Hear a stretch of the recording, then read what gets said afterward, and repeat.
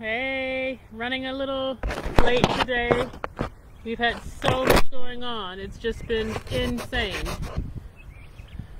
We've got we had a big storm here, and we lost a couple of birds. So it was just very, very crazy the last couple of days. Um, but I wanted to talk today about what's eating your plants, because there are a bunch of different things. I actually came out. I hope you guys seedlings are doing well. We give it another minute for a couple more people. But came out to put my seedlings in, and I thought I'd just chat about bugs eating our plants, because one of the reasons I only have so few that I'm actually putting out is I'm actually running a test. Something ate all of my cucumber seedlings. That's one of the things I wanted to talk about. So here's the thing. I have had a red cardinal at my kitchen window. I kid you not. This is day 7, I think. Every day banging on the window. I actually took some video. I'll see if I can post it. And we kept trying to figure out, what is he trying to get at? You know, my daughter put up a little sticker in the window. She's like, they can't see windows. And it still kept banging on the window. And I realized it was trying to get to my seedlings and my seeds. And this is day 7. I think this is either day 6 or 7 that it's been doing this every single day, most of the day. And so that's one of the reasons that I only brought so few out, is because I want to kind of test pilot what's eating my plants. So out here we get field mice, because we're across from the old chicken coop that actually got little turkeys in there now. So you get field mice, you have your typical slugs, you've got beetles, you've got birds. When it comes to full-on seedlings, if they've been eaten down, then that's probably a ground, you know, I call them ground jerks. But it's, you know, depending on how it's been eaten, if it's been eaten from the outer part of the leaf to the inside of the leaf, then that's usually slug. If it's eaten the middle of the leaf, quite often that sometimes can be slug, but quite often that can also be a moth that's laid eggs. They lay them on the plant so that when the eggs hatch, they eat your plants. They're literally laying them there just so they can eat your plants. And also the birds. So the birds will come and they'll take the whole blooming seedling, and they'll take it and eat it. So one of the things you can do is, like we talked about, the little cages. Once I get some up, I'll show you.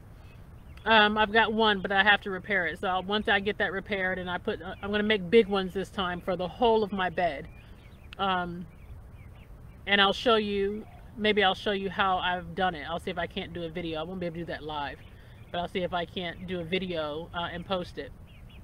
But really the only way to protect from birds is to put a little cage on, or it took the whole top off like in one bite. Okay, that could also be a raccoon. Although if it's just the top, it might be mice, because a raccoon will just eat the whole thing. I mean, they'll not only eat the whole thing, they'll eat everything that's in your bed, because they're opportunistic eaters. So if it took it off, you say it took it off in like one bite. If it's one bite, it's probably it's something bigger. My guess is it's not a raccoon, because they would have eaten the whole thing. And mice are more likely to eat all the tender parts and leave the bits on the bottom. Rabbits also will eat all the tender leaves and stuff on the top and leave you the tough stem. So my guess would be rabbit. If it's a really small seed, I didn't bring any small seedlings out here for that very reason, because I knew that I have at least the pair of cardinals that are trying to get it. If your plant is more than if it's under 6 inches, a bird could pull it out and take off with it. So that's entirely possible. But the most likely thing, if there's stems still there, it's probably something a bit bigger. If it's chewed down, it's a mouse. If it's, the whole thing is gone, or it's, it's probably a raccoon. If it's chewed down to the stem, you're probably looking at a rabbit, because they like to chew all off the tops of things. So that's the most likely thing with that. This planting, yeah, this planting season is kind of rough. So the only thing that I can say is you've got plenty of time to plant more.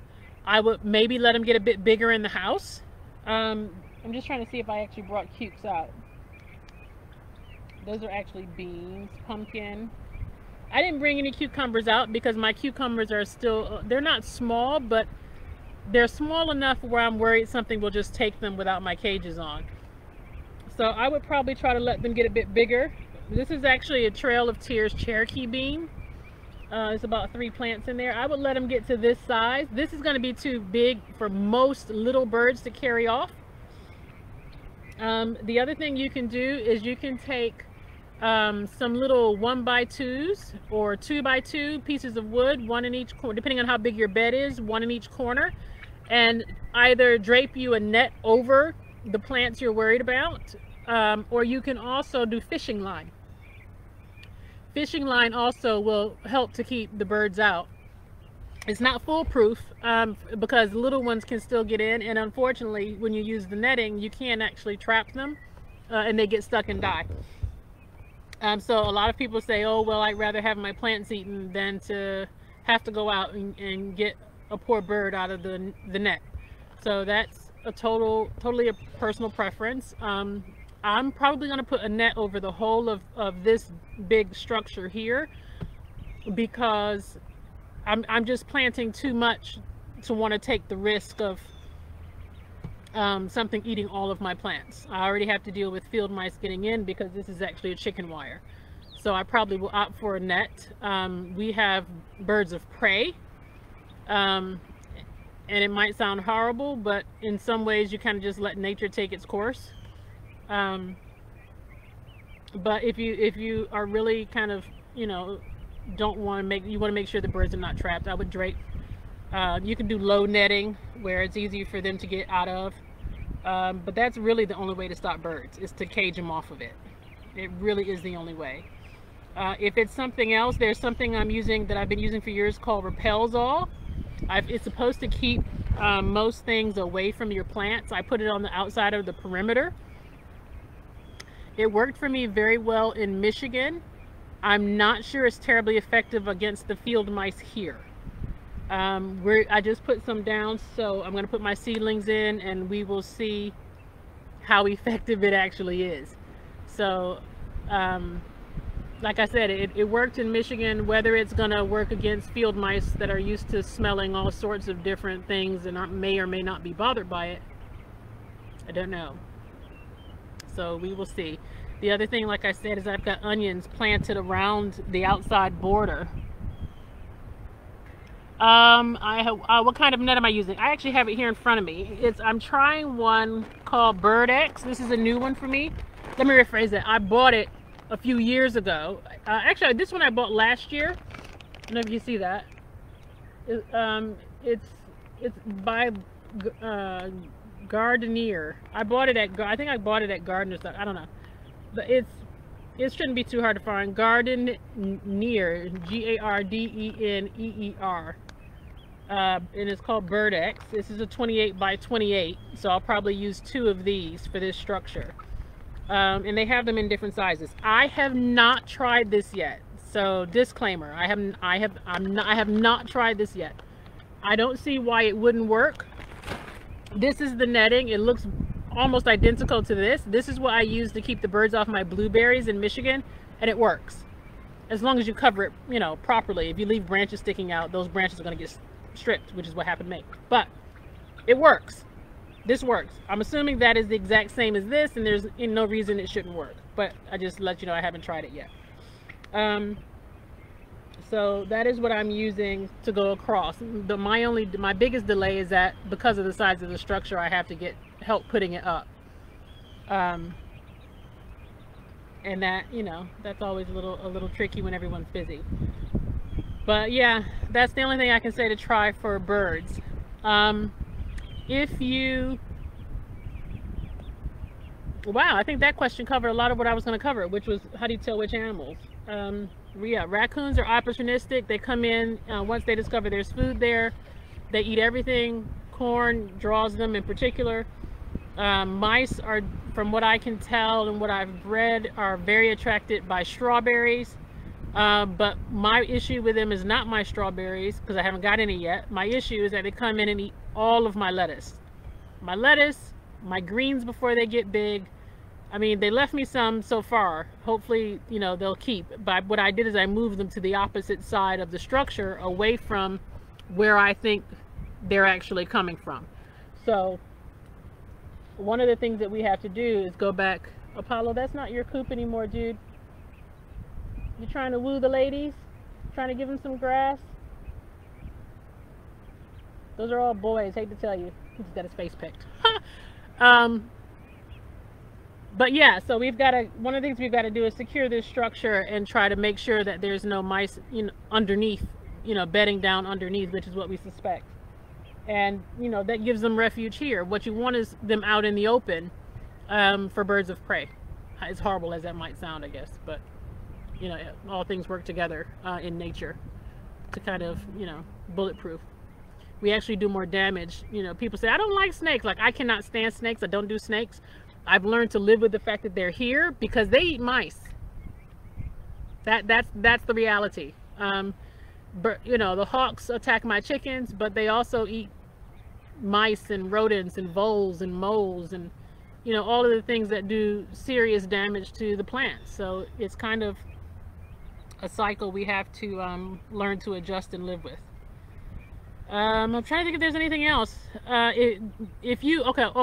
So one of the things that you should do, if you think it's slugs and you're getting holes in your plants or it's being eaten from the outside, check your mulch down at the base of your plants, because that's usually where they're hiding.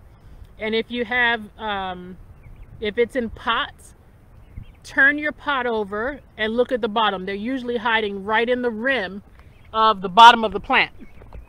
So that's if you think it's slugs. If you think it's some other kind of moth, caterpillar, or anything like that, the way that you can tell is you take the leaf and you turn it over. So you take your, I can't see if you can see this or not. So you just take your leaf, you turn it over to that side, and you'll see, usually you'll actually see eggs on the bottom side of that leaf. And you can just either squish them with your fingers, or if you are a bit squeamish, you can use a bit of neem oil. Don't use that in the heat of the day. It's better to use in the cool of the evening. One, because you don't want to do it when the bees are active, and two, because you don't want to burn your plants. So use the neem oil in the evening to smother the bugs. That's how neem oil works. It smothers whatever it is, the bugs, the eggs, whatever, in order to get rid of it. If you find things like potato beetle or any other beetles on your beans or your potatoes, the best thing to do is you can either pick them off with your fingers and throw them in a bucket of dish soap water and they'll die. Or you can, I don't really recommend going the neem oil route with that, because it just seems, it's like taking a hammer to, you know, a small problem. Just pick them off with your fingers. You can even take the water hose and put it on a hard spray and just spray all the beetles right off. It's not like, you know, some other things where you spray them off and they'll climb back up like slugs will. That's not the case with most bean and potato beetles. You just spray them off with a hard hose and they're gone. Or you pick them off and throw them in a bucket of soapy water and you chuck it somewhere. It's just dish soap. Dish soap is food safe, so it's not going to be, you know, a major issue like other chemicals and things like that. Anything else? The other thing that you can do to protect your plants is a shade cloth.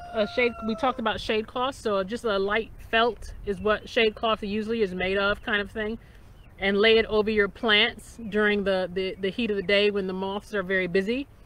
And that will help to keep caterpillars down, particularly on your lettuce, greens, cauliflower, broccoli, especially broccoli. I've one day post that video I took. It's just a horror story.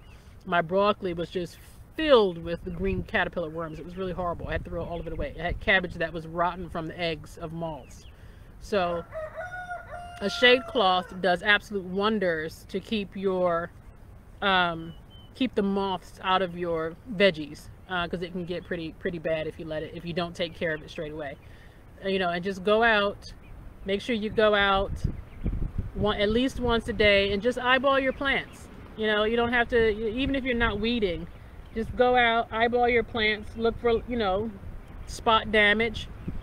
You know, if you see damage, okay, flip the leaf over, and if it's really bad, pluck it off and throw the whole leaf away. So, you know, it's just a matter of maintenance and making sure that you kind of keep your eyes on your garden. Enjoy it. Put some, you know, flowers in. Things like marigolds often repel certain other kinds of bugs, nasturtiums, marigolds. Carrots tend to keep away onion fly, and onions tend, you know, onion fly doesn't really care for carrot fly doesn't really care for onions.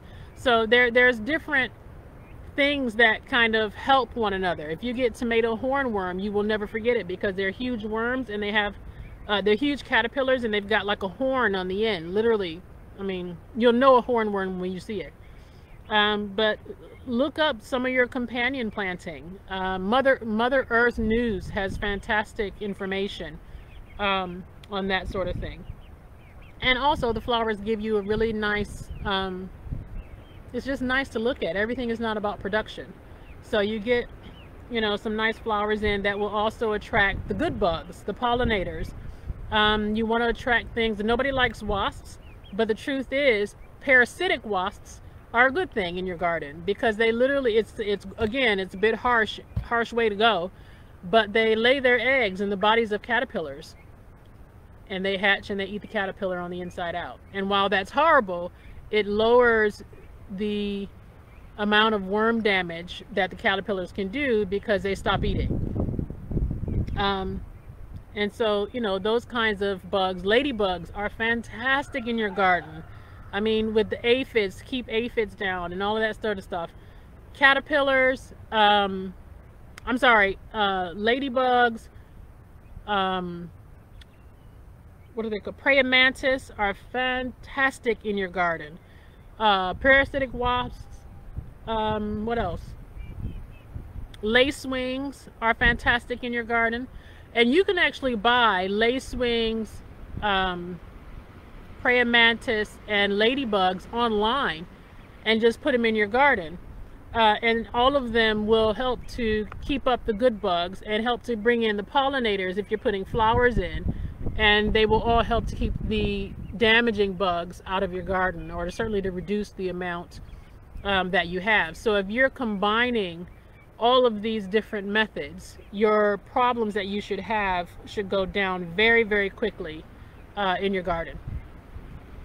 So, okay, do we have any questions for me before we head off?